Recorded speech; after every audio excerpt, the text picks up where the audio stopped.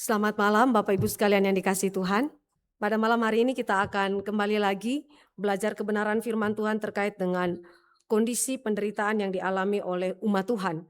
Pada hari kemarin kita belajar mengenai panggilan dan makna hidup dalam relasi keluarga yang dapat diwujudkan dengan memiliki 4 karakteristik berdasarkan Amsal dan juga Rut. Karakteristik yang pertama adalah takut akan Allah. Jika suami atau istri, orang tua atau anak, mertua atau menantu tidak memiliki hidup takut akan Tuhan, maka itu menjadi trouble tersendiri di dalam kehidupan relasi satu terhadap yang lain. Yang kedua adalah bijaksana atau cakap. Dan yang ketiga adalah tekun bekerja. Dan di situ ada spirit self-sacrifice yang didorong, digerakkan oleh kasih Kristus yang juga mengasihi umat kepunyaannya. Sehingga di dalam pelayanan satu terhadap yang lain, suami terhadap istri, orang tua terhadap anak, semuanya harus didasarkan kepada kasih Kristus. Dan terakhir adalah menjadi berkat bagi keluarga dan sesama, sehingga nama Tuhan dipermuliakan melalui keluarga kita. Itu adalah pertemuan di malam kemarin, dan pada malam ini kita akan sama-sama belajar tentang bagaimana ratapan sebagai proses mengenal Allah. Ratapan di dalam penderitaan sebagai proses mengenal Allah, dan saya ambil dari kitab Ayub. Tentu kitab Ayub ini membahas begitu banyak aspek. Ada yang mengatakan bahwa ini adalah problem of evil, tetapi bagi saya ini bukan problem of evil. Ini adalah berbicara tentang misteri Allah, bagaimana orang-orang percaya, umat Tuhan mengenal Allah, memahami misteri Allah di tengah-tengah penderitaan yang mereka alami. Mari kita berdoa meminta belas kasih Tuhan memimpin kita di dalam pemberitaan firman. Bapa di dalam kerajaan sorga, terpujilah nama-Mu ya Tuhan Allah kami yang hidup. Oleh karena pada malam hari ini Tuhan telah memimpin setiap kami di dalam seluruh sesi dari pagi hingga pada malam hari ini. Kami bersyukur karena Tuhanlah yang telah menguatkan kami, memampukan kami secara fisik untuk menjalani seluruh sesi demi sesi. Dan terlebih khusus kami bersyukur karena oleh Roh-Mu yang kudus kami diberikan sukacita, kami diberikan gairah untuk boleh menikmati firman Tuhan di dalam setiap sesi. Dan pada malam hari ini kami kembali lagi meminta belas kasih Tuhan. Pimpin sertai kami di dalam pemberitaan firman Tuhan. Biarlah Roh-Mu yang kudus menghiburkan dan menguatkan jiwa kami. Memberikan firman sebagai fondasi pengharapan kami. Sehingga di tengah-tengah ratapan hidup kami, di tengah-tengah penderitaan kami tidak berputus asa, tetapi kami memandang kepada Kristus Tuhan dan Juru Selamat kami. Kami menyerahkan waktu ini lagi ke dalam tangan pengasihan Tuhan, pimpin sertai kami semua. Dalam nama Yesus Kristus Tuhan kami berdoa. Amin. Mari kita membaca Ayub pasal yang pertama. Ayat yang pertama. Kita baca sampai dengan ayat yang ke-12. Ayub pertama, ayat 1 sampai dengan ayat yang ke-12 kita baca secara bergantian. Saya baca ayat-ayat yang ganjil, Bapak Ibu membaca ayat-ayat yang genap. Ada seorang laki-laki di tanah Uz bernama Ayub. Orang itu saleh dan jujur. Ia takut akan Allah dan menjauhi kejahatan.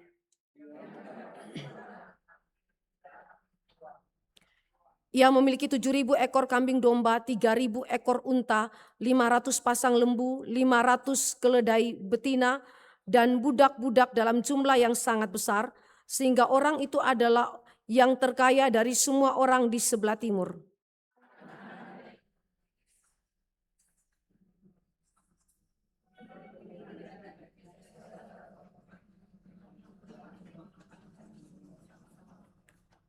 Setiap kali apabila hari-hari pesta telah berlalu, Ayub memanggil mereka dan menguduskan mereka.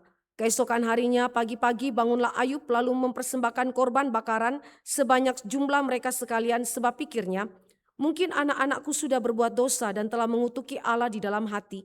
Demikianlah dilakukan Ayub senantiasa.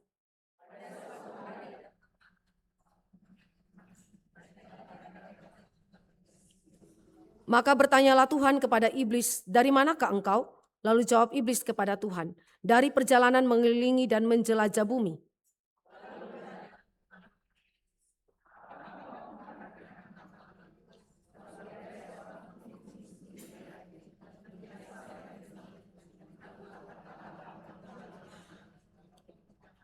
Lalu jawab iblis kepada Tuhan, apakah dengan tidak mendapat apa-apa Ayub takut akan Allah?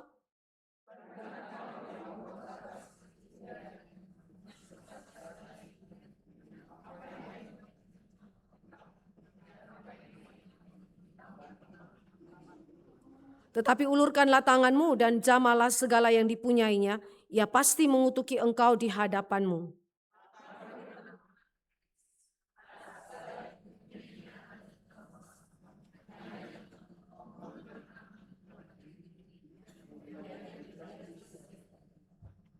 Demikian pembacaan firman Tuhan. Ini adalah bagian firman Tuhan yang sangat familiar bagi setiap kita.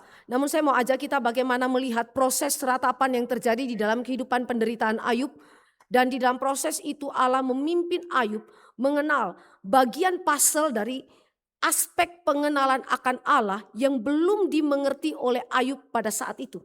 Dan Allah memakai penderitaan untuk memimpin Ayub sampai kepada puzzle itu yang Allah mau untuk Ayub miliki di dalam pengetahuan atau pengenalan yang benar akan Allah. Bapak Ibu yang dikasihi oleh Tuhan Yesus Kristus, Ayub adalah seorang yang saleh, seorang yang bahkan diperkirakan bukan saja hidup sejaman dengan Abraham, bisa saja dia hidup sebelum zaman daripada Abraham. Dan Ayub adalah seorang yang mengenal Tuhan Allah yang sejati. Ini adalah sesuatu yang unik. Karena jika Ayub hidup sebelum zaman Abraham, maka itu berarti Ayub telah mendengar tentang siapakah Allah yang sejati melalui tradisi lisan. Kita ingat bahwa tradisi tertulis itu baru terjadi pada zamannya Musa. Maka pre-Mosaik, yaitu zaman daripada Abraham, zaman daripada Nuh, bahkan zaman daripada Ayub hidup, mereka hanya mendengar melalui tradisi lisan. Mereka mendengar cerita dari cerita.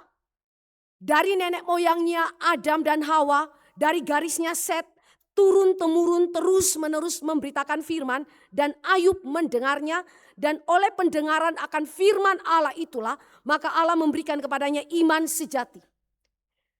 Secara rohani dia telah mengenal Allah yang sejati.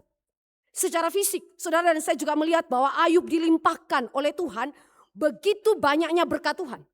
Ayub adalah seorang yang kaya raya. Reputasi dia punyai. Segala macam kekayaan, kelimpahan yang diingini oleh orang-orang duniawi ini dimiliki oleh Ayub. Sehingga secara rohani Ayub memiliki kelimpahan. Ayub memiliki anugerah di dalam Tuhan. Tetapi juga secara fisikal, Ayub juga mendapatkan kelimpahan dari Tuhan. Kekayaan, segala keindahan, kenikmatan dunia yang diinginkan oleh manusia itu Ayub miliki.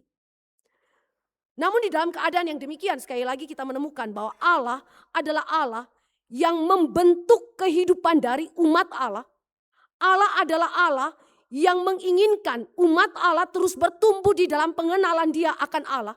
Dan karena itu, keadaan yang begitu baik ini secara rohani maupun secara fisik, saudara, itu seolah-olah digoncang oleh Tuhan.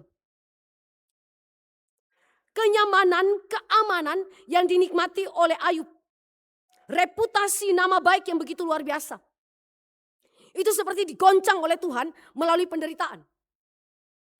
Apa saja penyebab-penyebab penderitaan di dalam kehidupan kita yang menyebabkan kita bisa saja depresi, menyebabkan kita itu frustrasi, menyebabkan kita itu stres.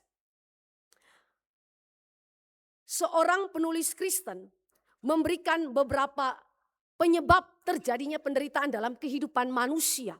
Termasuk di dalamnya adalah orang-orang percaya. Silakan slide ditampilkan. Yang pertama adalah penyebab penderitaan itu, dia katakan bahwa itu bisa saja dari orang lain. Mazmur bercerita mengenai teriakan orang-orang percaya oleh karena penderitaan yang diakibatkan oleh orang lain. Ada fitnah, ada pengkhianatan, ada tindakan mengingkari janji. Ada upaya ikhtiar untuk membunuh mati orang-orang percaya karena kepentingan daripada orang-orang yang disebut sebagai musuh-musuh umat Tuhan. Maka kita bisa katakan bahwa penyebab penderitaan itu bisa saja disebabkan oleh orang-orang yang ada di sekitaran kita. Entah itu keluarga kita, entah itu bukan keluarga kita, Entah itu rekan dalam gereja atau rekan di luar gereja, dalam pekerjaan dan lain-lain. Sangat mungkin orang lain bisa menjadi penyebab penderitaan kita. Tapi juga penulis Kristen ini, Edward Welk, mengatakan bahwa diri sendiri bisa menjadi penyebab penderitaan. Misalnya, ada kemarahan.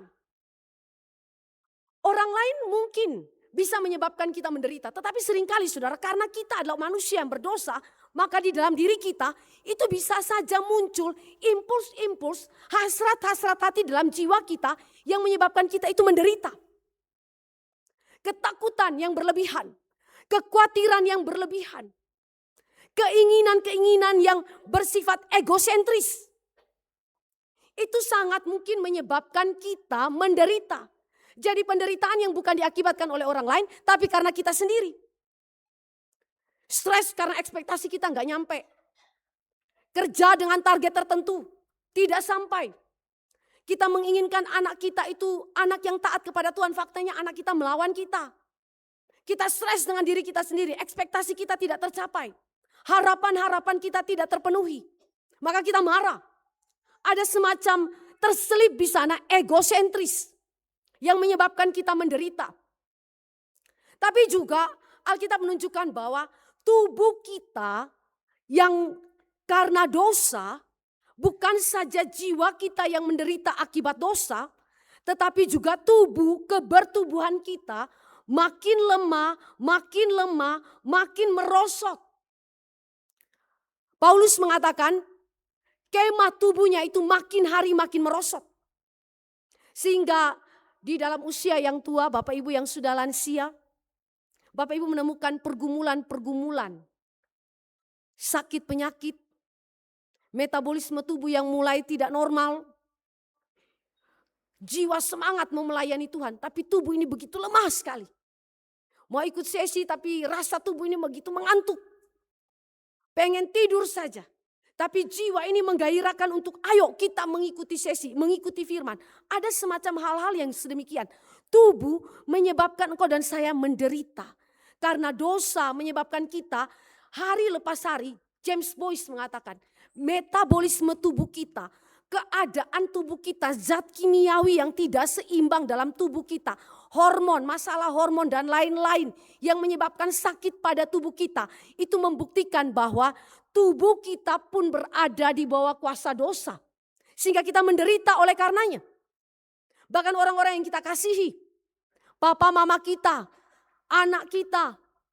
Tadi kita mendengar kesaksian-kesaksian daripada Ibu Gumaria, Ibu Yeni. Orang-orang yang kekasih.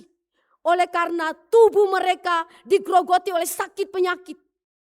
Maka mereka menderita. Tetapi bukan cuma mereka yang menderita. Orang yang bersama-sama dengan mereka pun turut menderita. Bersama-sama dengan orang yang sakit itu. Maka penderitaan bisa diakibatkan sekali lagi oleh orang lain. Oleh diri sendiri. Bahkan tubuh kita sendiri. Dan di dalam kitab Ayub. Ayub mengutarakan kepada kita bahwa penyebab penderitaan juga bisa datang dari iblis. Iblis adalah pribadi yang bernatur roh adanya, yang selalu menginginkan kehancuran ciptaan Allah, yang selalu menginginkan kehancuran umat Tuhan. Sejak Kejadian pasal yang ketiga, dia berjuang untuk menjatuhkan manusia dan menghancurkan manusia, ciptaan Allah yang begitu mulia. Iblis bekerja dengan segala macam cara, bahkan dia mengizinkan, atau bukan lebih tepatnya bukan mengizinkan, tetapi dia berjuang untuk menjatuhkan berbagai macam penyakit, penderitaan, kesukaran demi kesukaran untuk merusak iman daripada orang percaya. Iblis bekerja dengan begitu luar biasa untuk sekali lagi menjatuhkan, menghancurkan umat Allah melalui beragam macam pencobaan, beragam macam penyakit, beragam macam kesukaran. Dan Ayub membukakan itu dengan begitu amat gamblangnya. Tetapi yang terakhir saudara. Penderitaan terjadi oleh karena Allah sendiri yang mengizinkannya. Allah yang mengizinkan penderitaan itu. Entah karena orang lain itu bekerja. Entah karena tubuh kita sendiri. Entah karena diri kita sendiri. Entah karena iblis. Semua ini adalah secondary cause. Semua ini adalah alat-alat saja di tangan Tuhan, yang dimana mereka yang mengerjakan apa yang menjadi kehendak kekal Allah, kedaulatan Allah, ketetapan kekal Allah. Sehingga ketika saudara dan saya melihat penderitaan, melihat kesukaran, Alkitab mengatakan bahwa Allah mengizinkan penderitaan. Tidak ada yang terjadi di luar kendali Allah yang berdaulat, termasuk penderitaan. John Piper mengatakan, Allah bukan saja memakai penderitaan untuk membawa umat Allah mengenal Dia, tetapi Allah adalah perancang penderitaan itu. Ketika John Piper menulis tentang cancer, jangan sia-siakan cancer Anda. John Piper mengatakan bahwa Allah bukan saja memakai penderitaan untuk tujuan kemuliaan Tuhan, kebaikan bagi umat Allah supaya umat Allah kenal Allah, tetapi Dia perancang penderitaan itu. Dia perancang kanker itu. Saudara, ini sesuatu hal yang menunjukkan kepada kedaulatan Allah. Di balik segala sesuatu penderitaan yang saudara dan saya alami, di balik segala penderitaan yang dialami oleh Ayub, ada Allah yang bekerja di balik itu semua. Dan ini membuat engkau dan saya sebagai umat Tuhan dihiburkan. Karena hari-hari hidup saudara, baik hari-hari hidup yang berjalan dalam keadaan yang baik, maupun di dalam keadaan yang buruk, semua under kekuasaan Tuhan. Dan karena under kekuasaan Tuhan saudara, Dia adalah Allah yang baik, maka tidak ada yang buruk yang Dia rancangkan bagi kita. Even itu adalah penderitaan. Allah yang baik hanya bisa menghasilkan apa yang baik, karena Dia adalah sumber kebaikan, bahkan kebaikan itu sendiri. Maka Bapak Ibu yang dikasih oleh Tuhan Yesus Kristus, ketika kita belajar mengenai penyebab penderitaan, mari kita mulai melihat bagaimana Ayub Tuhan Allah bentuk sekali lagi melalui proses penderitaan, ratapan itu untuk kenal Allah. Tadi saya katakan ada puzzle yang bagi Ayub itu walaupun dia orang saleh, dia belum mengerti. Dia belum mengerti, maka Allah mengizinkan penderitaan supaya dia mengerti. Mari kita mulai melihat kekuatan Ayub yang rapuh. Seorang peratap yang frustrasi, seorang peratap yang depresi. Mari kita mulai melihat bagaimana kekuatan Ayub itu perlahan demi perlahan, makin lama makin tergerus, makin lama makin rapuh. Kalau kita membaca di dalam ayat 13 sampai dengan ayat yang ke-20 Bapak Ibu. Bahkan tadi di dalam ayat-ayat yang sudah kita baca, ayat 1 sampai dengan ayat yang ke-12. Itu kita menemukan ada begitu banyaknya kelimpahan, tetapi segera berbalik di dalam ayat 13 sampai dengan ayat yang ke-20. Yang terjadi adalah sesuatu yang merupakan penderitaan yang terjadi secara tak terduga. Saya katakan ini sebagai sergapan penderitaan yang tak terduga. Bapak Ibu, salah satu yang saudara dan saya harus ingat di dalam kehidupan orang percaya. Ketika Allah mengizinkan penderitaan terjadi dalam hidup kita untuk tujuan tertentu bagi kemuliaan Allah dan bagi kebaikan saudara dan saya. Saudara harus ingat, penderitaan itu tidak kita cari-cari. Penderitaan itu bukan karena dosa. Penderitaan itu tidak dibuat-buat. Tetapi penderitaan itu adalah sesuatu yang tak terduga. Yang Allah itu sediakan bagi kita di momen yang Dia tetapkan bagi kita. Maka ini disebut sebagai sergapan penderitaan yang tak terduga. Di dalam ayat 13 sampai dengan ayat 17 saudara dan saya bisa melihat ada pembawa pesan pertama, pembawa pesan kedua dan pembawa pesan ketiga. Pembawa pesan pertama mengatakan bahwa ada serangan dari orang Sheba. Tiba-tiba saja dan kita kehilangan sebagian ternak dan para pelayan yang menjaga ternak itu. Pembawa pesan yang kedua mengatakan bahwa ada sambaran api dari langit tiba-tiba saja membunuh kambing domba dan para pelayan lainnya. Dan pembawa pesan yang ketiga mengatakan bahwa Ayub ada serbuan orang-orang Kasdim. Mereka merampas unta-unta dan membunuh para pelayan lainnya. Dan kalau kita membaca ayat yang ke-17, apa sikap Ayub? Apa respons Ayub sampai dengan ayat yang ke-20? Mari kita baca.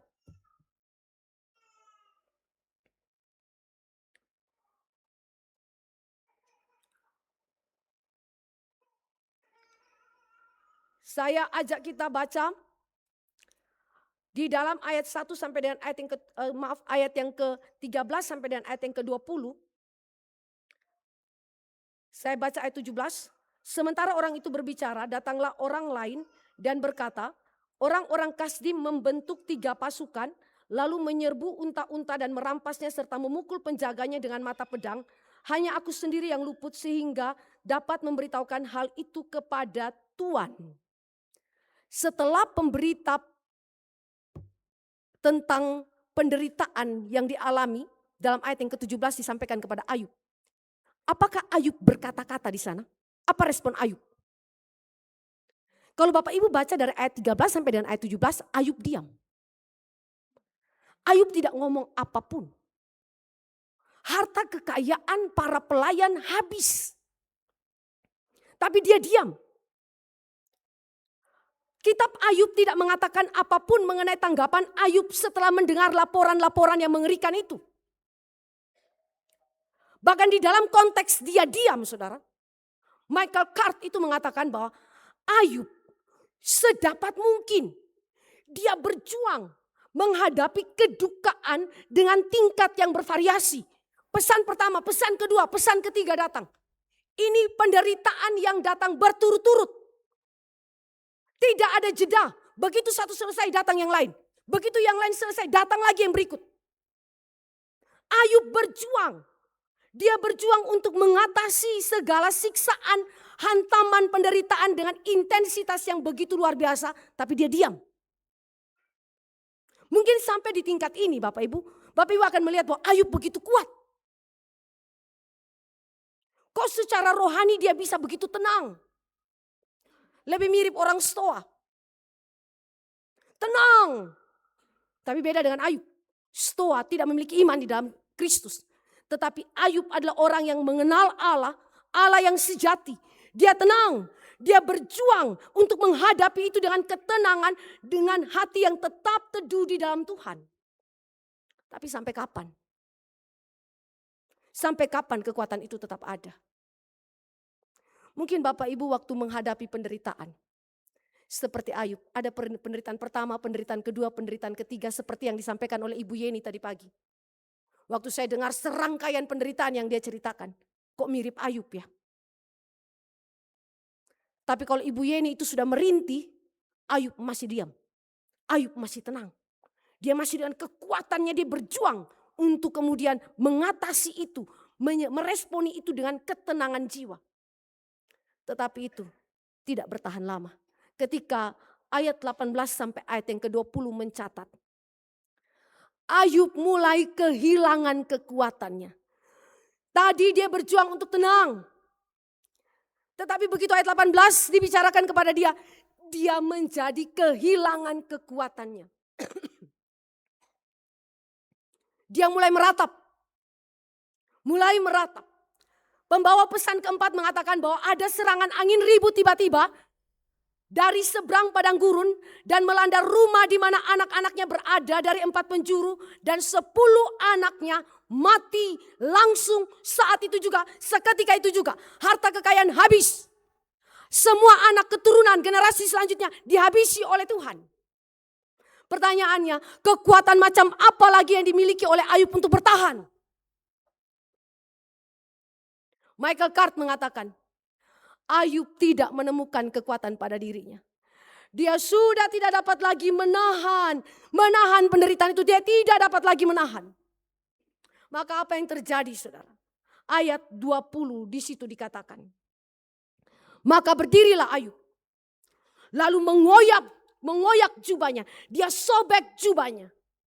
Dan dia cukur kepalanya, tanda perendahan diri di hadapan Allah, tanda ratapan di hadapan Allah. Ini adalah permulaan ratapan ketika kekuatan untuk menahan penderitaan sudah habis.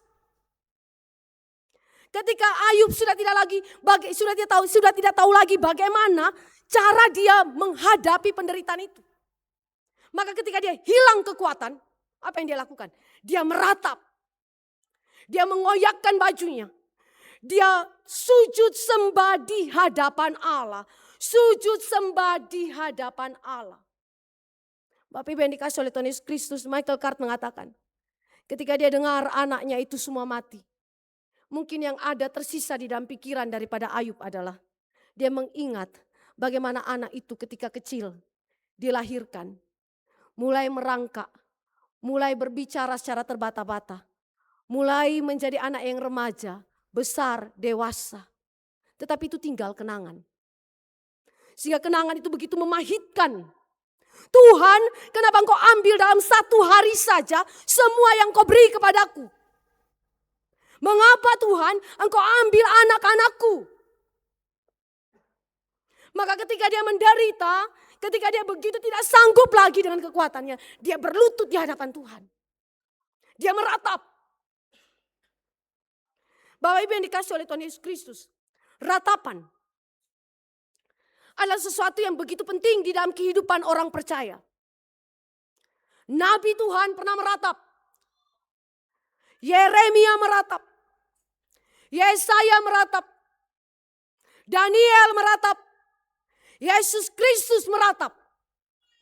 Maka saudara yang dikasih oleh Tuhan Yesus Kristus, ratapan adalah sesuatu yang begitu penting dalam kehidupan orang percaya ketika mereka menderita. Ratapan adalah bukti kerapuhan manusia. Ketika Ayub bersujud di hadapan Tuhan, dia mengatakan, Tuhan saya gak sanggup. Tuhan saya kehilangan kekuatan. Sekaligus di saat yang sama bukti iman yang sejati. Orang percaya di hadapan Tuhan mengakui ketidakberdayaannya, mengakui kerapuhan hidupnya, dan dia mengakui Tuhan hanya Engkau sumber kekuatanku. Maka di dalam ratapan saudara, sebenarnya Ayub beribadah dan menyembah sekalipun di tengah-tengah penderitaan, di tengah-tengah rintihan, kesakitan, kepahitan yang dia alami. Maka Michael Card mengatakan, Ayub memilih untuk tidak melepaskan Allah dalam kekuatannya yang rapuh. Pernahkah Bapak Ibu mengalami hal yang demikian? Kami kehilangan daya, semangat, bahkan dalam jiwa kami sudah tidak sanggup lagi menanggung itu semua. Tetapi kami memilih untuk tidak melepaskan Tuhan. Tuhan, Engkau pengharapan kami. Dan itu yang terjadi kepada Ayub.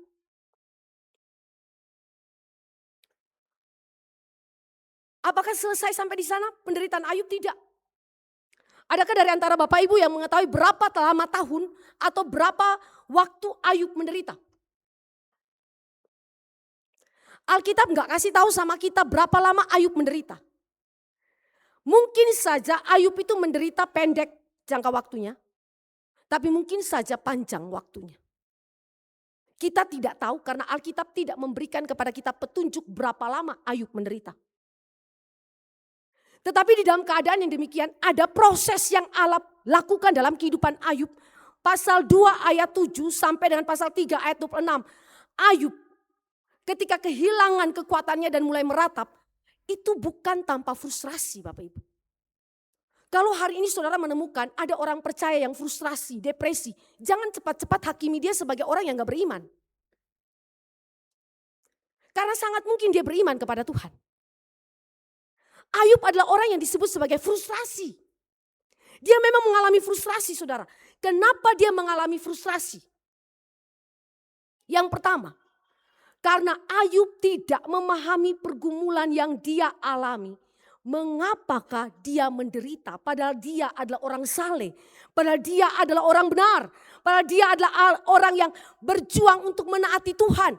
Bahkan setiap pagi dia membawa korban persembahan kepada Tuhan untuk anak-anaknya. Karena dia berpikir siapa tahu anaknya buat dosa. Maka dia mewakili anak-anaknya, mendoakan anak-anaknya di hadapan Tuhan dan meminta belas kasih Tuhan. Dia tidak mengerti. Maka ketika ayat 7 sampai ayat yang ke-8 saudara.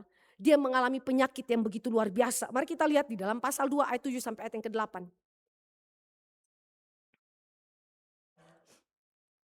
Kemudian iblis pergi dari hadapan Tuhan. Lalu ditimpanya Ayub dengan bara yang busuk dari telapak kakinya sampai ke batu kepalanya. Lalu Ayub mengambil sekeping beling untuk menggaruk-garuk badannya sambil duduk di tengah-tengah abu. Bapak Ibu, waktu lalu saya tuh kena satu alergi, saya nggak tahu itu alergi apa. Makan bakso di kantin salah satu rumah sakit karena antri tunggu dokter. Tahu-taunya kena alergi. Dan nggak tahu alergi itu alergi apa, itu dari kepala sampai dengan kulit kepala sampai dengan telapak kaki itu gatalnya minta ampun. Lalu merah-merah bengkak, itu modelnya itu apa namanya kayak bukan cuma pulau-pulau, benua kayaknya. Dari semua badan tanpa kecuali. Waktu saya garuk-garuk, ini masih sempat iseng sebelum saya masuk rumah sakit. Saya sama Pak Tama sempat bercanda, saya bilang begini, ih saya garuk ya gatal banget ya gak bisa tidur ya dari malam sampai dengan pagi. Saya kebayang loh gimana Ayub ya, dia sampai pakai beling. Itu berarti gatalnya minta ampun. Dari batok kepala sampai dengan telapak kaki. Gak bisa tidur. Keadaannya begitu mengenaskan. Bahkan lukisan-lukisan yang menggambarkan tentang Ayub kan dia gak pakai baju lagi ya. Sudah pakai kain yang tutup auratnya saja. Karena saking begitu luar biasanya penderitaannya. Bahkan pandangan ilmu kedokteran modern. Itu mereka tidak bisa memprediksi diagnosa dengan tepat penyakit yang diderita oleh Ayub. Tetapi menurut ilmu kedokteran pada zaman Ayub. Ya pada zaman itu tentu ada para tabib. Penyakit yang dideritanya sudah tidak tertolong lagi. Gak bisa ditolong lagi pada zaman itu tentunya. Apa saja gejala penyakit yang mengerikan yang dialami oleh Ayub. Di dalam ayat 7 sampai ayat yang ke-8, saudara lihat ya, ada bisul-bisul bernanah yang disertai dengan rasa gatal yang amat sangat. Bayangkan ya, lelehan dari bisul itu lalu digaruk. Luka, gatal, pakai beling. Coba kita bayangkan di dalam posisi Ayub. Ada belatung di dalam bisul-bisul itu. Jijik banget ya. Ini benar-benar jijik saudara. Bayangkanlah seorang yang punya reputasi yang begitu luar biasa. Dihormati oleh masyarakat. Dihormati di dalam kalangan keluarganya. Dan kali ini dia harus mengalami penyakit yang begitu-begitu menghinakan dia. Pasal 30 ayat 17 mengatakan bahwa tulang-tulangnya makin rapuh. Karena penyakit itu. Pasal 30 ayat 30 mengatakan bahwa kulitnya menjadi makin gelap dan mengelupas. Dan karena penyakit itu, pasal 7 ayat 14 mengatakan bahwa Ayub itu tidur dengan tekanan, depresi. Secara psikologis dia juga terganggu. Secara mental dia juga terganggu. Karena itu dia muncul mimpi-mimpi buruk yang mengerikan. Bapak Ibu pernah mengalami depresi demikian? Saking tekanan itu begitu amat dalam, kita tidur pun mimpi. Kita punya ketakutan yang begitu luar biasa. Ayub alami demikian. Mimpi buruk yang mengerikan. Ayub bahkan berpikir mengutuki hari kematian dia. Dia berpikir bahwa ajalnya sudah dekat. Duduk di tengah-tengah abu, ayat yang ke-8. Dan bukan cuma itu. Gara-gara penyakit saudara. Yang terjadi adalah dia terisolasi dari keluarganya. Terisolasi secara sosial dan terisolasi dalam keagamaan. Bayangkan. Reputasi seseorang yang begitu baik. Secara keagamaan dia diakui oleh Tuhan seorang yang saleh. Secara sosial dia punya harta kekayaan dan dihormati oleh orang-orang yang ada di tempatnya. Di dalam keluarga dia begitu dihormati oleh istri, anak dan juga seluruh para pembantunya. Tetapi gara-gara penyakit itu dia terisolasi. Saya tadi waktu Ibu Yeni jelaskan mengenai bagaimana suaminya meninggal karena COVID. Lalu keadaan yang terjadi dengan konteks yang tadi sudah diceritakan. Kira-kira saudara, mirip seperti Ayub, tetapi Ayub lebih parah lagi. Lebih parah lagi. Dia seolah-olah terusir daripada masyarakat.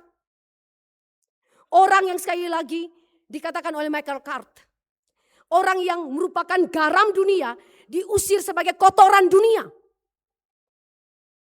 Dia tinggal di tempat kumuh yang mungkin merupakan tempat pembuangan sampah kota. Saudara, ini adalah sesuatu yang begitu mengenaskan bagi Ayub. Penderitaan yang terjadi secara tiba-tiba dan betul-betul direndahkan, dihinakan. Bahkan Alkitab menyatakan di dalam pasal 3 ayat 1 sampai ayat yang ke-26. Gara-gara penyakit itu, Ayub sendiri terisolasi dari dirinya sendiri. 7 hari dia hening, tidak bicara apapun. Selama sakit itu berlangsung, 7 hari hening dalam perenungan saja. Dan dia terus saja merenungkan mengapa ini semua terjadi. Mengapa Tuhan, saya tidak mengerti. Sampai dia harus mengutuki sekali lagi hari kelahirannya. Kalau boleh saya gak usah lahir ke bumi ini. Michael Cart mengatakan, Ayub mengutuki dirinya sendiri. semacam bentuk bunuh diri emosi. Bukan bunuh diri secara fisik, tetapi bunuh diri secara emosi. Ini menunjukkan bahwa Ayub benar-benar frustrasi. Dia benar-benar tertekan. Maka Bapak Ibu, kalau kita memperhatikan orang yang sakit secara fisik, itu juga menggambarkan dia sakit secara mental. Dia punya tekanan secara psikologis. Secara implikatif, kalau saudara melayani mama papa yang sudah tua, atau melayani para pasien di rumah sakit, ingat baik-baik, mereka bukan cuma sakit secara fisik, tapi sangat mungkin mereka tertekan dalam jiwa mereka seperti Ayub. Secara psikologis mereka depresi. Dan lebih parah lagi, Ayub tertekan oleh karena apa? Dia tidak mengerti mengapakah ini terjadi. Ada pasal yang sama sekali dia tidak paham. Frustrasi daripada Ayub diperparah lagi dengan tuduhan yang palsu daripada rekan-rekannya, sahabat-sahabatnya. Jika Bapak Ibu dan saya membaca di dalam pasal 4 sampai dengan pasal 31. Kalau Bapak Ibu lihat di dalam keterangan Alkitab kita, pasal 4 sampai pasal 31 itu pasal yang cukup panjang. Berbicara mengenai percakapan Ayub dengan sahabat-sahabatnya. Begitu banyak dialog terjadi di sana. Setelah masa hening 7 hari, Ayub mulai berkata-kata dan kemudian rekan-rekannya itu, sahabat-sahabatnya itu mulai meresponi apa yang menjadi keluh kesah Ayub.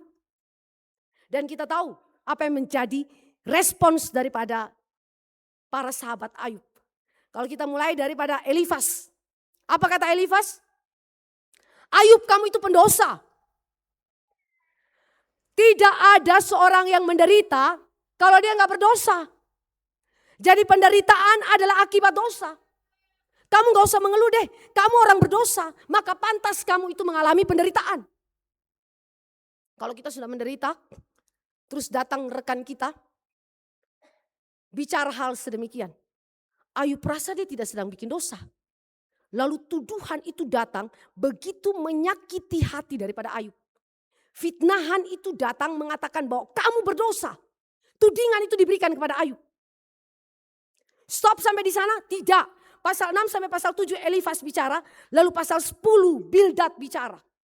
Ayub, peradilan Allah itu peradilan yang adil. Di situ dikatakan peradilan retributif atas dosa Ayub. Ayub, Allah itu hakim yang adil. Hanya orang berdosa saja yang dihukum oleh Tuhan. Kalau kamu hidup benar ada berkat Tuhan. Saudara lihat ya, ini namanya kesempitan teologi.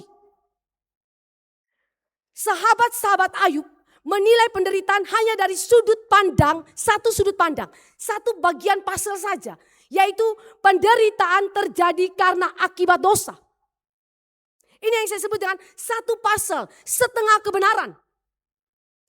Penderitaan itu makin berat oleh karena yang menafsirkan penderitaan adalah orang yang mengerti teologi setengah. Jadi hati-hati ya Bapak Ibu ya. Kalau mau menghibur sesama saudara, perhatikan. Supaya saudara tidak reduktif di dalam memahami teologi. Menafsirkan penderitaan hanya dari satu perspektif dan tidak melihat dalam keutuhan daripada teologi tersebut. Ini adalah kelalaian, sesuatu kegagalan daripada sahabat-sahabat Ayub. Menafsirkan penderitaan hanya dari satu sudut pandang saja atau saya sebut sebagai setengah kebenaran. Anjuran Sofar. Sofar bilang begini, pasal 11 ayat 11 sampai 12. Ayub, kamu tuh bertobat sajalah. Rendah hati saja, akui dosamu. Gak usah bertele-tele, gak usah banyak komen, gak usah banyak argumen. Waktu Ayub dengar itu saudara, Ayub jengkel. Michael Card bilang kejengkelan Ayub itu benar. Dia dengar teman-temannya bicara dengan menuduh dia demikian. Dia jengkel dan dia marah dan dia melakukan pembelaan kepada dirinya di hadapan rekan-rekannya. Dengan juga teologi yang tidak utuh. Maka saudara yang dikasih oleh Tuhan Yesus Kristus. Apa yang terjadi di dalam konteks ini? Ayub lemah secara rohani. Pelan-pelan dia tergerus. Apa yang saya katakan, erosi halus mulai terjadi di dalam iman Ayub. Penderitaan fisik satu hal, penderitaan mental satu hal. Tetapi di sisi yang lain saudara, tuduhan, suatu penilaian, penafsiran terhadap penderitaan dari latar teologi yang tidak utuh, saudara, mengakibatkan penderitaan yang makin dalam dan makin dalam dan makin dalam, menyebabkan keputusasaan. Maka Bapak Ibu yang dikasih oleh Tuhan Yesus Kristus, kenapa penting saudara dan saya belajar firman, belajar mengenal pikiran-pikiran Allah secara utuh. Tentu itu by proses. Kita tidak dapatkan seketika, tetapi by proses. Maka Ayub Tuhan bentuk untuk memberikan puzzle yang lain, untuk menggenapi setengah puzzle yang mereka mengerti. Maka di dalam konteks ini saudara, dari perkataan-perkataan dari saudara-saudara atau sahabat-sahabatnya Ayub, ya, kita menemukan di situ bahwa ada semacam godaan supaya Ayub kamu jangan meratap kepada Tuhan. Ayub jangan kamu itu pikir Allah mau dengar ratapan kamu orang berdosa. Bapak Ibu yang dikasih oleh Tuhan Yesus Kristus, sekali lagi, penafsiran terhadap penderitaan yang ditafsirkan secara tidak tepat mengakibatkan iman kita, kekuatan iman kita tergerus pelan-pelan, makin lemah, makin lemah, makin lemah.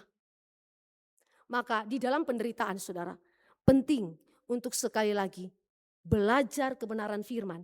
Terus Tuhan mendoakan di hadapan Tuhan, Tuhan apa maksud Tuhan?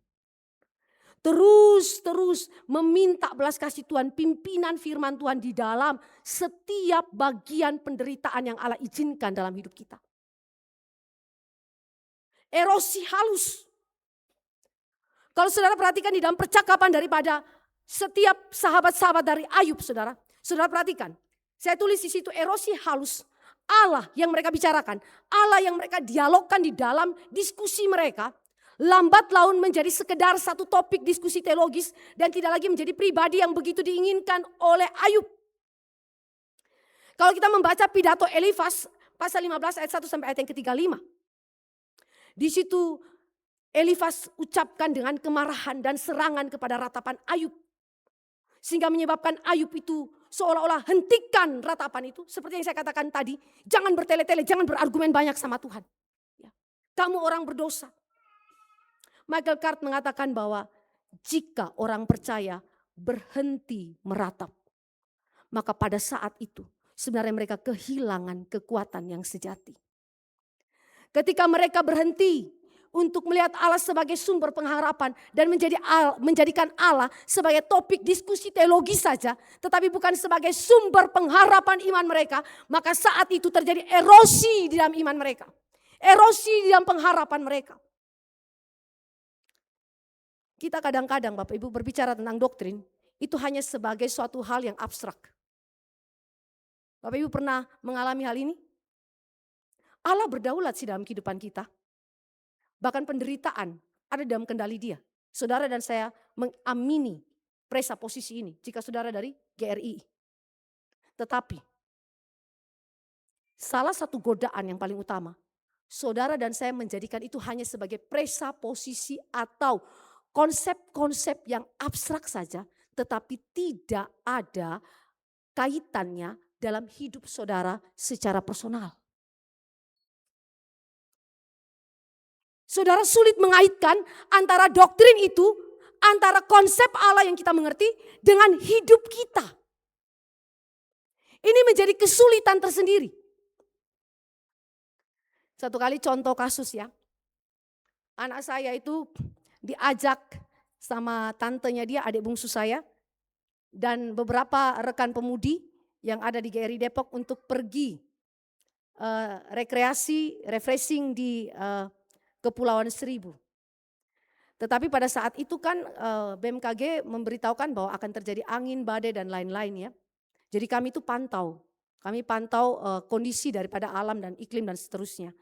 Lalu saya bilang sama anak saya, Mama kok perasaan tidak enak ya. Rupanya kalimat itu dia serap. Lalu dia pikir dalam banget. Kira-kira H-2 atau H-3 sebelum mereka berangkat, kami di ruang makan, dia datang. Saya di situ, saya sedang persiapan, lalu dia datang, dia bilang begini, Mama, doakan Stefani gak mau cepat mati. Hah? Saya kaget kenapa cepat mati ya, apa maksudnya? Iya, soalnya mama bilang perasaan gak enak, sebentar lagi kan Stefani mau pergi sama tante sama kakak-kakak pemudi yang lain. Terus saya bilang, seharusnya kamu gak berpikir begitu nak. Iya mah, tolong doakan Stefani gak mau cepat mati mah. Lalu saya pakai kesempatan itu untuk berbicara tentang teologi. Saya bilang sama dia, bukannya di Alkitab bilang kalau kita mati ketemu sama Tuhan Yesus itu sesuatu yang indah. Dia bilang gini, ya tapi Stefani masih mau hidup lama mah. Jadi rupanya dia make sense dengan pernyataan saya itu. Dia tahu bahwa kalau mati itu berjumpa dengan Tuhan.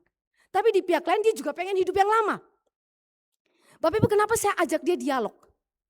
Karena saya tahu bahwa itu kesempatan untuk membawa doktrin itu masuk ke dalam kehidupan praktisnya dia. Celakanya adalah kalau kita mengerti doktrin, tapi doktrin itu sesuatu yang abstrak, dibungkus saja dalam kognitif kita, tetapi tidak masuk ke dalam bagian-bagian kehidupan kita paling dalam. Maka seringkali untuk membuat kita ngeh dengan pengertian doktrinal itu dalam kehidupan kita, Allah goncang kita pakai penderitaan. Supaya konsep teologi itu bukan hanya sekedar konsep yang abstrak, tetapi konsep yang betul-betul hidup dan kita hidupi dalam kehidupan kita. Maka ini adalah sesuatu yang penting sekali di dalam kehidupan daripada Ayub. Dialog yang terjadi di antara rekan-rekan Ayub, sahabat-sahabat Ayub. Kalau Tuhan tidak intervensi saudara, ini akan menjadi suatu dialog yang reduktif saja. Bahkan ada pernyataan daripada Michael Cart yang mengatakan bahwa itu sama seperti dialognya Plato. Kalau dialognya Plato itu saudara itu semacam dialog filosofis saja. Tetapi tidak memiliki relasi yang hidup dengan Allah yang hidup, yang bekerja aktif dalam kehidupan engkau dan saya. Maka saudara dan saya bisa melihat bagaimana kekuatan yang rapuh dari kehidupan Ayub seorang yang saleh. Perlahan demi perlahan itu tergerus. Perlahan demi perlahan itu erosi terjadi dalam iman dia. Tapi apakah Allah meninggalkan dia? Apakah Allah membiarkan itu terus menerus terjadi dalam kehidupan daripada Ayub? Jawabnya tidak. Maka apa yang dimengerti dengan ratapan? Mengapa sekali lagi ratapan begitu penting? Tadi saya katakan para nabi meratap. Bahkan Yesus Kristus sang anak Allah yang menjadi manusia dalam inkarnasi, dia meratap. Apa itu ratapan?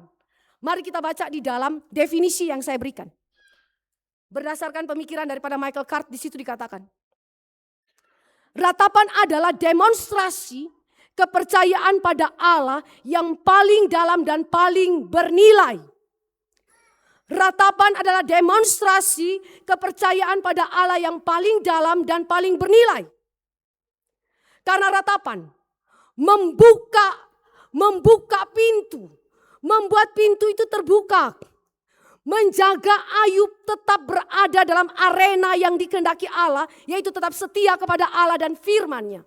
Maksudnya membuka pintu, membuat pintu itu terbuka apa saudara? Seringkali penderitaan membuat saudara dan saya kehilangan pengharapan. Seolah-olah kegelapan itu memenuhi kita dan kita tidak bisa memandang Tuhan. Penderitaan seringkali menghambat saudara untuk berjumpa Tuhan, untuk mengenal Tuhan, untuk melihat kehadiran Tuhan dalam penderitaan kita. Maka ratapan adalah alat yang Allah pakai untuk membuka kegelapan itu. Membuka hal yang menutupi kita, selubung penderitaan yang menutupi pandangan iman kita kepada Allah kita yang saat itu hadir dalam penderitaan kita. Ratapan membuka itu. Dan membuat Ayub, jaga Ayub tetap dalam koridor, arena pertandingan iman yang Allah kehendaki. Tidak keluar daripada arena pertandingan iman. Tetapi tetap stay dalam arena yang Tuhan tetapkan. Maka saudara yang dikasihi oleh Tuhan Yesus Kristus. Ratapan adalah sesuatu yang begitu penting dalam kehidupan orang Kristen. Karena itu kalau orang Kristen meratap. Orang Kristen menyerupai Kristus yang meratap. Kristus lebih dahulu meratap. Dia meratap dengan begitu banyaknya penderitaan. Air mata. Goncangan mental. Tetapi dia menang. Oleh karena disitulah dia memandang Sang Bapa, Allah Bapa yang hadir menyertai dia dalam penderitaan. Ratapan juga adalah wadah yang Allah berikan kepada umat Allah sebagai suatu tempat pelampiasan frustrasi. Orang dunia mencoba untuk melampiaskan frustrasi dengan cara misalnya melarikan diri daripada penderitaan.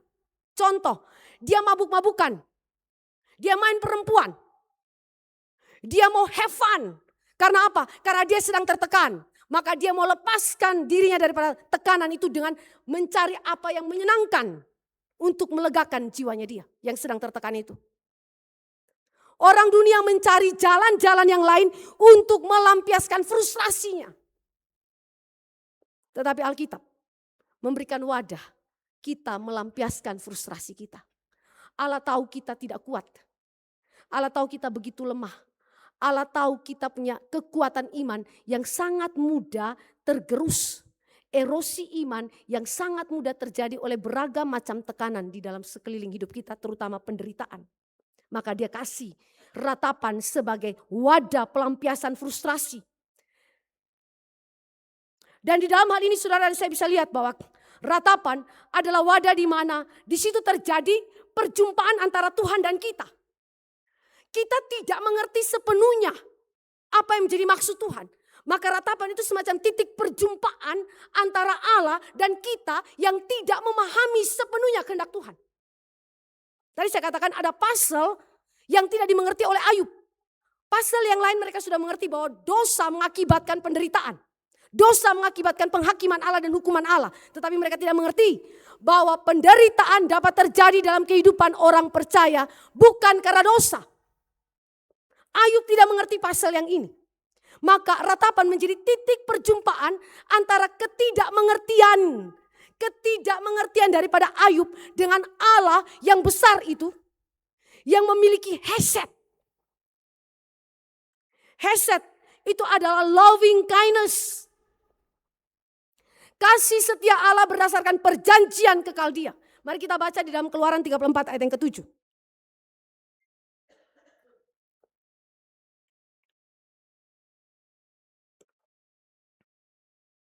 Keluaran 34 ayat yang ke-7.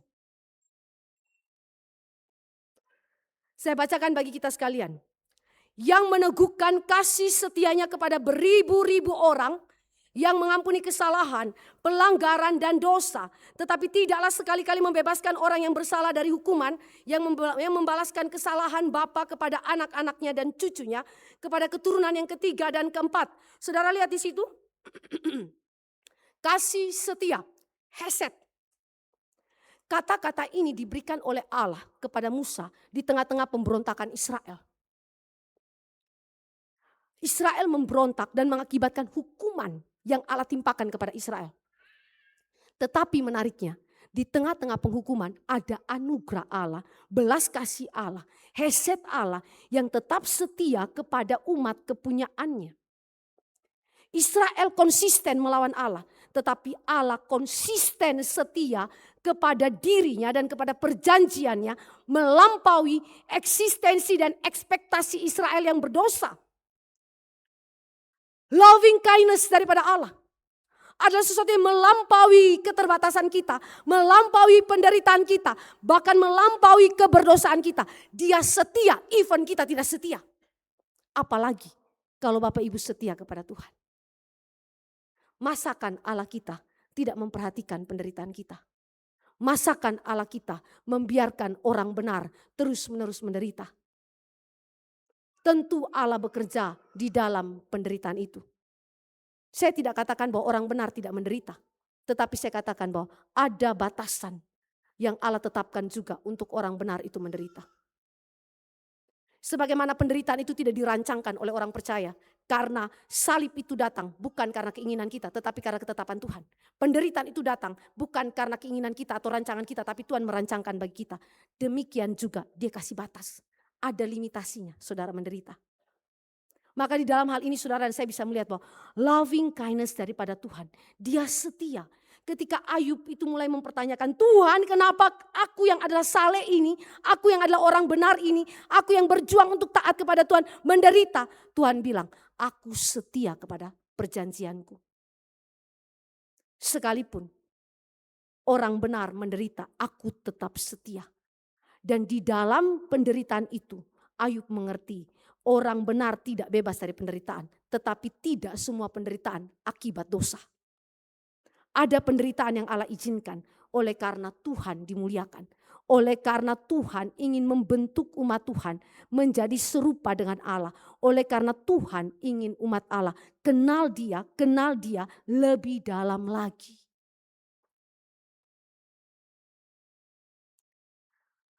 Mari kita memperhatikan bagaimana Allah mulai membentuk Ayub di dalam ratapan Ayub. Pasal 10 ayat 1 sampai dengan ayat yang ke-22. Ayub di dalam ratapan ada yang namanya keluhan. Bapak Ibu, orang Kristen tidak anti mengeluh ya Bapak Ibu. Tapi bukan bersungut-sungut. Bedakan keluhan dan sungut-sungut. Sungut-sungut itu berakar dari hati yang tidak percaya kepada Allah dan kesetiaan Allah. Seperti Israel bersungut-sungut di tengah-tengah padang gurun. Mereka memberontak kepada Allah, itu sungut-sungut. Tapi keluhan itu beda Bapak Ibu. Keluhan adalah sesuatu yang lahir dari jiwa yang sungguh-sungguh mengasihi Allah, mengasihi Tuhannya. Orang yang sungguh-sungguh percaya kepada Tuhan. Walaupun saudara yang dikasih oleh Tuhan Yesus Kristus tampaknya di dalam pasal 10 ayat 1 sampai ayat yang ke-7. Kok kita lihat di situ ya, kayaknya Ayub ini dalam keluhannya kok melawan Tuhan ya. Kalau Bapak Ibu dan saya perhatikan di situ pasal 10 ayat 1 sampai ayat yang ke-7, kita lihat sebentar Ayub.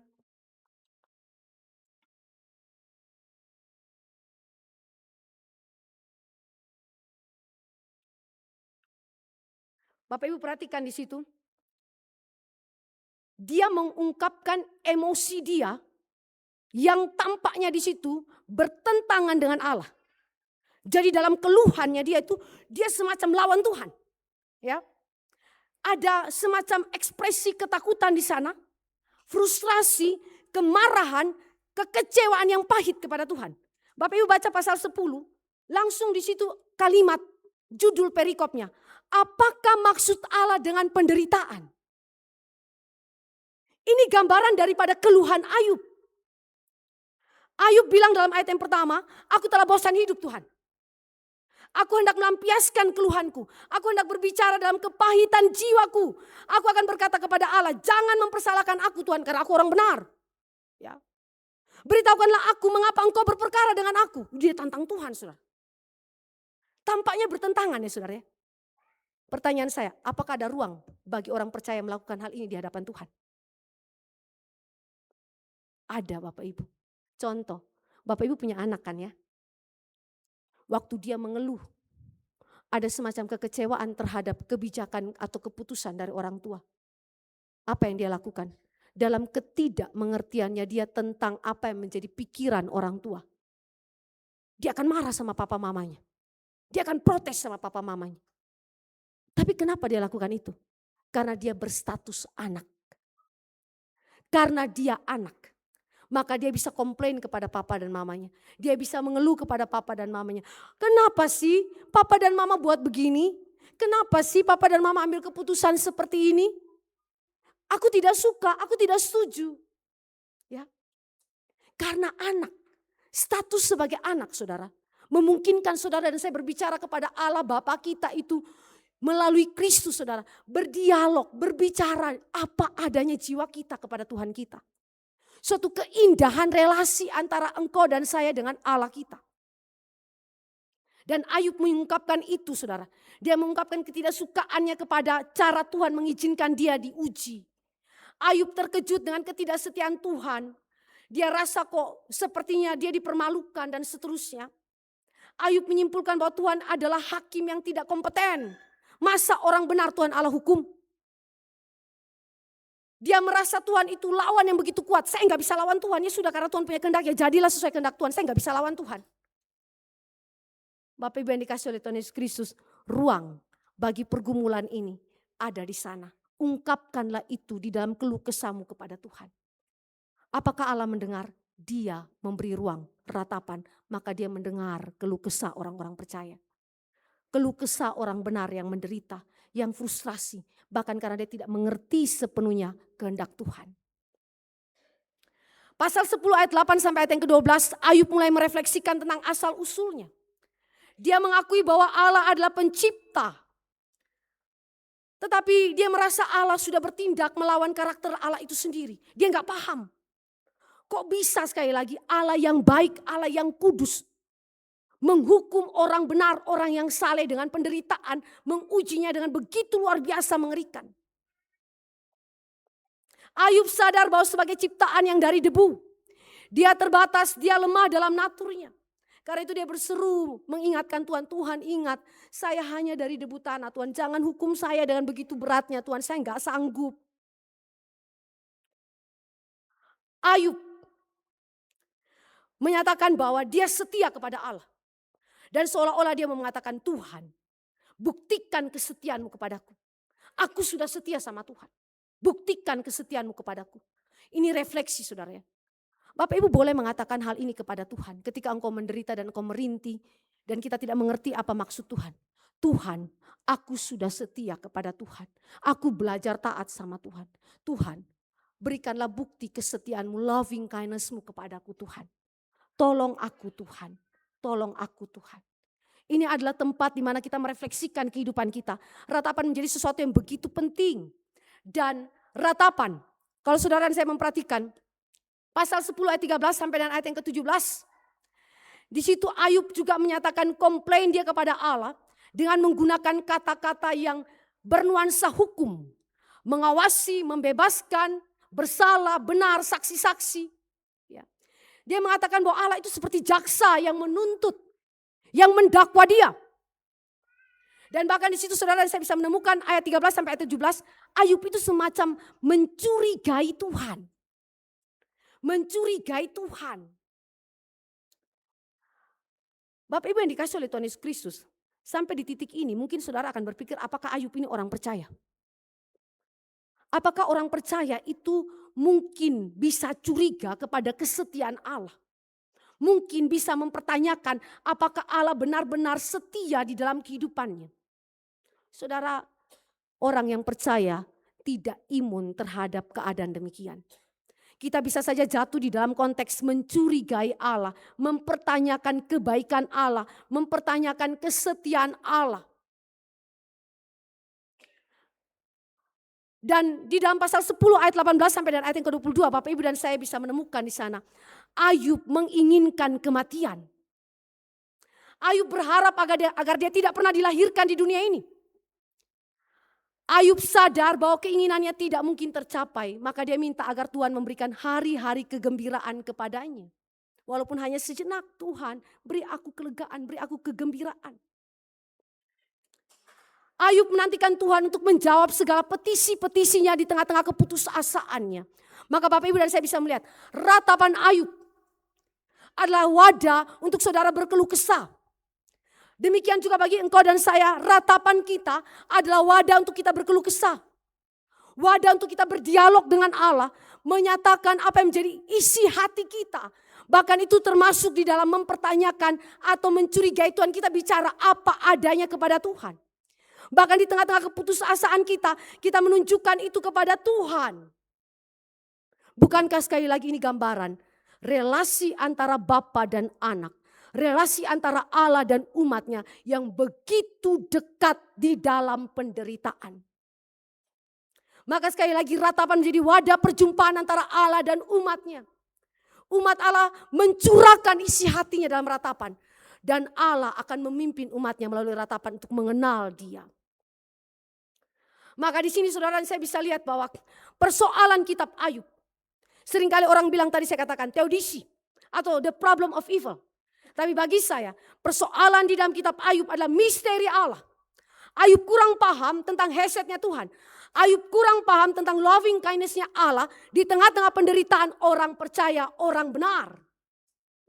Ada semacam ketidaklengkapan dalam pengertian Ayub tentang kedalaman dan dimensi hubungan Allah dengan umatnya dalam perjanjian kesetiaan Allah.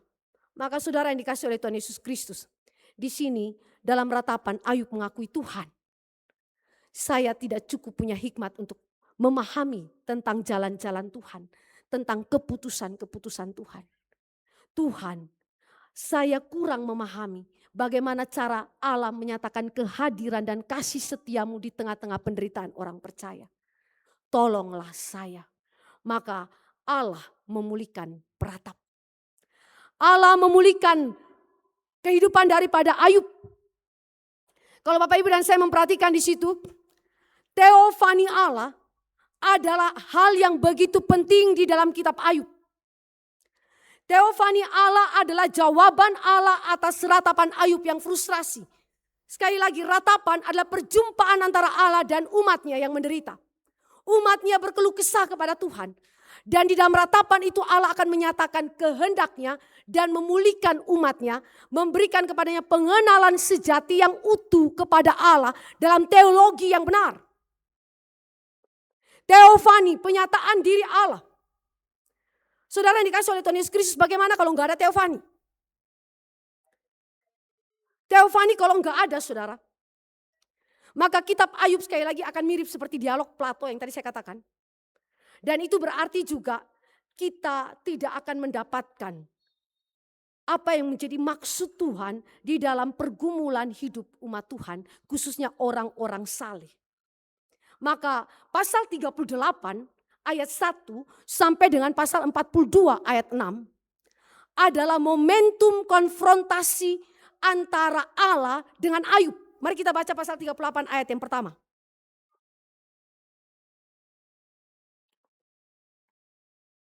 Pasal 38 kitab Ayub ayat yang pertama sampai dengan ayat yang ketiga. Saya bacakan bagi kita sekalian.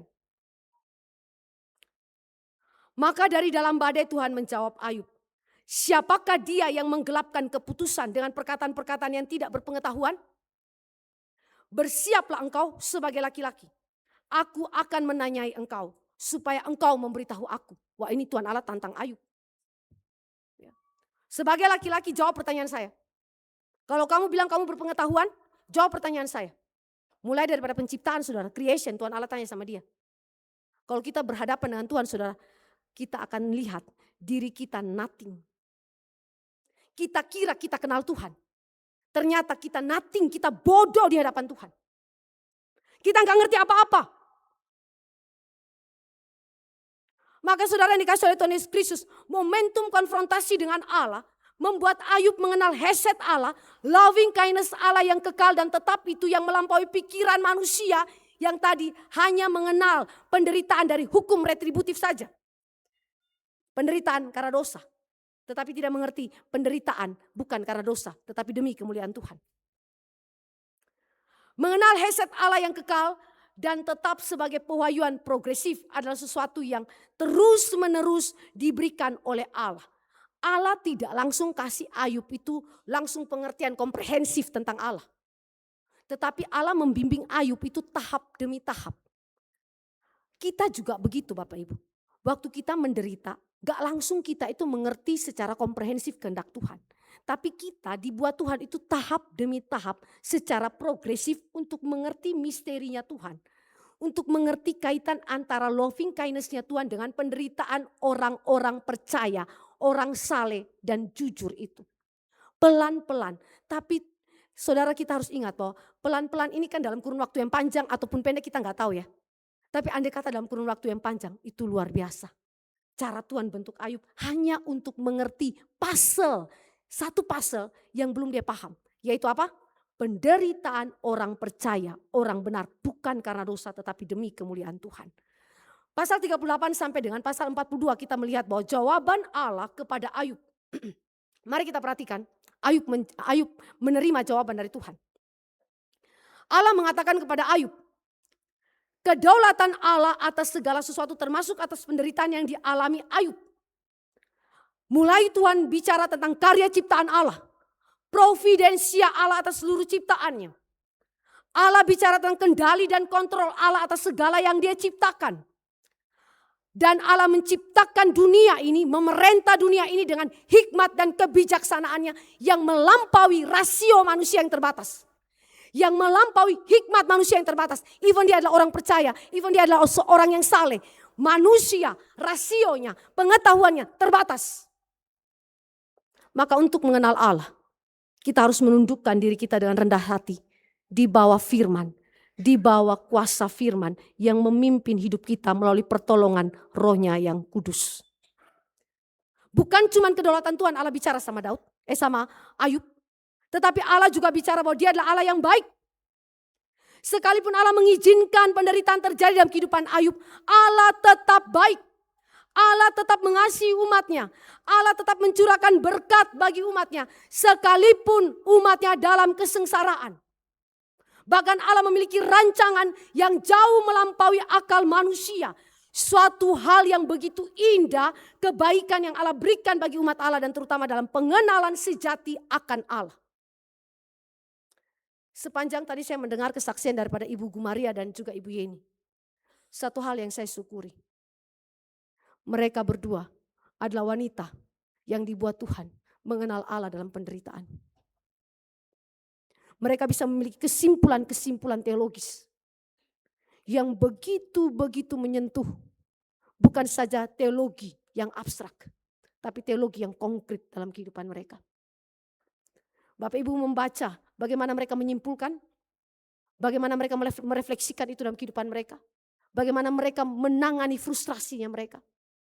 Bukankah itu cara Tuhan membawa saudara mengenal Dia dan membuktikan Allah tetap baik. Loving kindness Allah, topangan tangan Tuhan itu membuat umat Tuhan tidak jatuh tergeletak di tengah-tengah penderitaan. Sehingga di dalam semuanya ini Allah menyatakan, Ayub engkau orang benar. Dan semua rekan-rekannya dia sahabatnya dinyatakan sebagai bersalah. Karena itu pasal 42 ayat 7-9 mari kita baca. Ayub 42 ayat 7 sampai ayat yang ke-9. Kita baca secara bergantian. Saya baca ayat 7, Bapak Ibu ayat 8, ayat 9 kita baca bersama-sama. Ayub 42. Setelah Tuhan mengucapkan firman itu kepada Ayub, maka firman Tuhan kepada Elifas orang Teman, murkaku menyala terhadap engkau dan terhadap kedua sahabatmu karena kamu tidak berkata benar tentang aku seperti hambaku Ayub. Maka pergilah Elifas orang Teman, Bildad orang Sua dan Sofar orang Naama, lalu mereka melakukan seperti apa yang difirmankan Tuhan kepada mereka dan Tuhan menerima permintaan Ayub. Tuhan buat Ayub yang menjadi mediator bagi 3 sahabatnya yang berdosa. Bapak Ibu perhatikan, teologi yang dimengerti setengah, lalu dipakai untuk menafsirkan suatu penderitaan. Lalu kemudian menyimpulkan, ini adalah sesuatu yang berdosa di hadapan Tuhan. Maka Allah koreksi. Hati-hati dengan saudara dan saya memberikan penghiburan sekali lagi, supaya saudara dan saya beranjak daripada teologi yang utuh. Tetapi di sisi yang lain saudara dan saya lihat, Allah menyatakan Ayub benar. Jadi Ayub itu dalam pergumulan dia sadar dia benar. Dan Tuhan menyatakan kebenarannya di akhir daripada kitab Ayub. Dan lebih daripada itu Allah menyatakan kasih setia, loving kindness-nya kepada Ayub dengan merestorasi Ayub. Pribadi Ayub Allah pulihkan. Iman Ayub dengan pengenalan sejati yang utuh kepada Allah. Bahkan usia yang panjang yang Allah karuniakan kepada Ayub. Keluarga Ayub itu dipulihkan, anak-anak itu dipulihkan. Status dalam masyarakat, reputasi Ayub dipulihkan kembali. Secara sosial, keagamaan, masyarakat, dalam keluarga, semuanya dipulihkan oleh Tuhan. Tetapi saudara, ini adalah gambaran dari apa yang akan datang. Kalau Ayub orang benar menderita bukan karena dosa, bagi kemuliaan Tuhan Allah pulihkan dia, Allah restorasi dia dengan begitu luar biasa. Kristus orang benar, suci, kudus, sempurna karena dia anak Allah yang sejati. Tidak dipulihkan seperti yang terjadi pada Ayub. Dia menderita, dia mati dengan penghinaan luar biasa. Tetapi Allah adalah Allah yang setia. Loving kindness-nya Allah adalah Allah yang setia. Sehingga Kristus yang adalah orang benar, tidak dibiarkannya tubuhnya itu rusak, hancur. Tetapi dia bangkitkan dari antara orang mati pada hari yang ketiga. Untuk membuktikan Kristus adalah pribadi yang benar. Dan dia menderita bukan karena dia berdosa, tetapi karena dosa-dosa umatnya yang dia tanggung. suatu loving kindness yang menunjukkan di tengah penderitaan sampai kepada kematian yang begitu mengerikan dan menghinakan di hadapan manusia, politik, agama. Yesus dihinakan. Tetapi Allah Bapa di sorga tidak pernah meninggalkan Kristus sedetik pun. Karena itu teriakan Yesus di atas kayu salib, Eloi, Eloi lama sabachthani, adalah seruan ratapan. Seruan perwakilan terhadap kita. Ya Allahku, mengapa engkau meninggalkan aku? Tetapi di saat yang sama, karena Kristus adalah anak Allah, maka ratapan itu bukan saja menunjukkan dia mewakili kita karena keterpisahan akibat dosa. Tetapi juga dia mewakili kita, menyatukan kita dengan Allah kita. Sehingga loving kindness-nya Tuhan tetap dapat dinikmati oleh setiap orang percaya. Dalam keadaan apapun, dalam penderitaan yang paling sukar sekalipun. Dan Tuhan dimuliakan di sana. Kiranya firman ini boleh menjadi berkat. Mari kita berdoa. Bapa di sorga, terpujilah namamu ya Tuhan. Karena betapa besar Tuhan memelihara hidup umat Tuhan. Engkau menuntun kami tahap demi tahap hidup kami. Membuat kami mengenal Allah kami. Bahkan ketika engkau mengizinkan penderitaan terjadi bagi hidup orang-orang percaya. Tuhan terima kasih. Karena melalui penderitaan Tuhan proses kami untuk kenal Tuhan. Terima kasih Tuhan. Karena loving kindness-nya Tuhan tidak pernah meninggalkan umat Allah sedetik pun. Bahkan di dalam keadaan kematian sekalipun. Terima kasih Tuhan untuk kebaikan Tuhan. Untuk kasih setia Tuhan yang besar.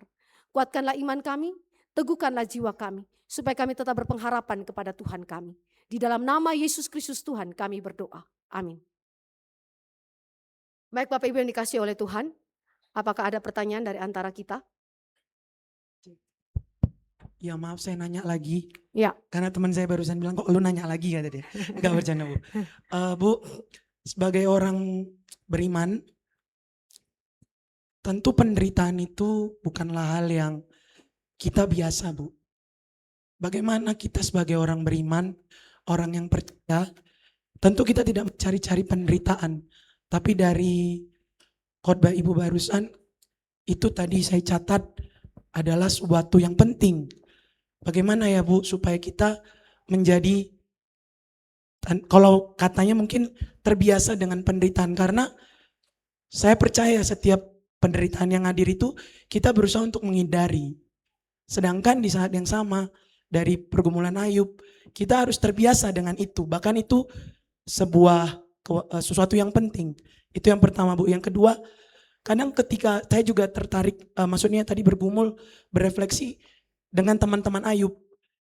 Pada saat kita sharing kelompok juga kita mendengar ada beberapa pergumulan dari teman-teman. Betul yang Ibu katakan, kita sering salah, reduktif ya Bu, ketika mencoba memberikan atau menanggapi dari pergumulan atau penderitaan teman seiman. Itu bagaimana Bu supaya kita juga memiliki hati dan pikiran yang benar. Ketika ada teman yang bergumul, kita bisa dengan tepat seperti apa yang Tuhan mau kita gumulkan. Terima kasih Bu. Iya, baik. Ada dua pertanyaan sebenarnya ya. Apakah kita perlu membiasakan diri terhadap penderitaan? Bapak Ibu, kita harus jujur. Sebagai manusia, kita tidak mau menderita. Siapapun itu. Bahkan orang percaya. Kenapa? Karena penderitaan itu menyusahkan, menyesakan. Itu sebabnya Alkitab berkata di dalam doa Bapa kami. Jauhkanlah kami daripada pencobaan. Karena ketika jatuh dalam pencobaan itu begitu menyesakan. Karena itu bolehkah kita berdoa, Tuhan jauhkanlah kami daripada pencobaan? Boleh, karena itu ada dalam doa Bapa kami. Tetapi di pihak lain, jika Allah mengizinkannya terjadi pada hidup kita bukan karena kita minta. Ayub punya penderitaan itu bukan karena Ayub minta, tetapi Allah mendesainnya untuk Ayub. Nah ini sesuatu yang sekali lagi membutuhkan penerimaan dari kita kan ya. Dan untuk kita bisa menerima itu ada proses yang kita sebut sebagai meratap itu. Seperti Ayub. Ayub gak mudah loh terima keputusan Tuhan. Makanya dia mengeluh sama Tuhan. Tadi saya sudah bicarakan bagaimana keluhan Ayub kan ya. Dia mengeluh sama Tuhan, dia protes sama Tuhan. Tetapi ini adalah suatu ruang di mana kita bisa berkomunikasi dengan Tuhan. Ketika saudara menerima kondisi demikian, penderitaan demikian, dan belajar untuk menerima itu sebagai sesuatu yang baik dari tangan Tuhan, yang adalah loving kindness itu. Sekali lagi, itu butuh waktu. Butuh proses yang Tuhan Allah berikan dalam kehidupan kita. Dan itu gak bisa hitungan dalam hitungan hari, gak bisa. Tuhan bentuk kita waktu demi waktu, step by step. Sampai kita punya kesimpulan sama seperti Ayub. Di dalam pasal 42. Aku ini orang bodoh Tuhan. Aku berbicara tanpa pengetahuan. Begitu. Yang kedua, bagaimana kita menjadi seorang penghibur yang baik. Yang pertama, perlengkapi diri kita dengan teologi yang baik. Utuh. Tidak reduktif. Tapi di pihak lain, kenali situasinya dengan tepat. Ada hal yang saudara tidak bisa mendapatkan informasi secara utuh ya. Misalnya kita berhadapan dengan satu kasus tertentu, tapi kita dengar informasinya itu tidak utuh.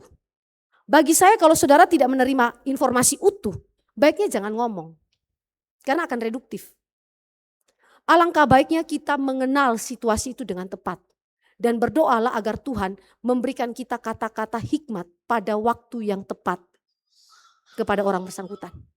Jadi bagi saya untuk menjadi penghibur pun kita perlu berdoa supaya Tuhan pimpin kita. Begitu. Ada lagi pertanyaan yang lain? Ya silakan.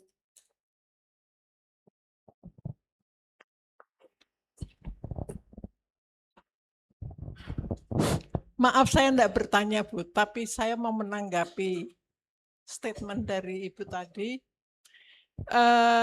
Kalau pengalaman saya seumur saya ini ya, sesudah ikut Tuhan sampai saya umur 74, saya punya kesimpulan, tidak ada satupun peristiwa yang diizinkan Tuhan melewati hidup saya yang tidak baik untuk saya. Jadi kalau Tuhan pun harus menderita untuk kita, masa kita nggak mau menderita? Ya. Menjalani hidup ini. Perlakuan orang yang kurang sama kita itu pun kita bisa terima. Kalau kita punya relasi yang hidup dengan Tuhan. Karena benar-benar Tuhan akan memberikan kekuatan kepada mereka yang minta untuk dikuatkan melewati penderitaan-penderitaan itu. Dan saya sudah ngecek dengan beberapa hamba Tuhan. Saya katakan seperti ini. Waktu itu sesudah selesai satu seminar, saya bilang sama satu pendeta yang mimpin seminar itu, saya bilang begini, Pak Pendeta, tolong tanya ya, kenapa sih semakin kita serius ikut Tuhan, semakin kita serius mau melayani Tuhan, penderitaan itu semakin yang tak tertahankan yang datang. Pendeta itu jawab apa? Oh gitu ya Bu? Benar. Wah Ibu nggak salah, saya pun mengalami hal yang seperti itu. Itu bukan 1-2 pendeta yang saya ngomong seperti itu. Artinya, kalau Tuhan izinkan kita mengalami hal-hal yang berat, itu kita punya kekuatan kok untuk minta melewatinya. Ya. Dengan tetap mengucap syukur. Tidak pernah mempersalahkan Tuhan. Itulah yang saya alami. Sehingga saya bersyukur untuk apapun yang Tuhan izinkan saya alami. Baik, terima kasih untuk responsnya Bu. Walaupun demikian, Bapak Ibu dan saya bisa lihat bahwa di dalam pertumbuhan iman setiap orang itu ada tahapan-tahapannya. Ada orang yang Tuhan kasih pertumbuhan iman itu cepat. Tapi ada yang pelan-pelan. Sehingga di dalam kehidupan komunitas kita harus lihat bahwa rekan-rekan kita itu ada yang mungkin seperti singa jalannya cepat. Tapi ada yang mungkin kayak siput atau kura-kura. Jalannya pelan sekali. Tapi dua-duanya itu bertumbuh. Yang satu bertumbuh agak pelan, tapi yang satu bertumbuh cepat. Nah, di dalam hal ini saling melengkapi satu dengan yang lain ya Bu ya. Ya, begitu.